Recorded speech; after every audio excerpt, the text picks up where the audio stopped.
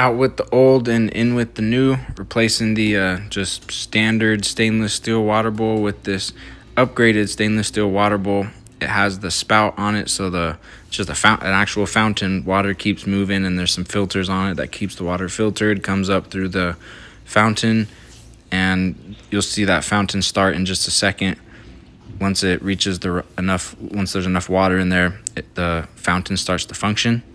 And I'm pouring a gallon into it, and you'll see that it takes the whole gallon, no problem at all. And then also on the front of it, there's a little window that shows you the level of water. I didn't do a great job at taking a video of that section of it, but it does a nice job at showing you the water level, so you know when to refill it.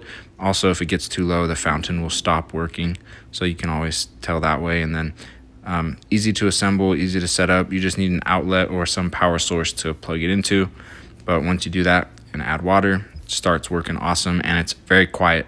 There's like a tiny bit of a water trickle, but like a soothing fountain sound, so almost no noise at all. You'll be really happy with it.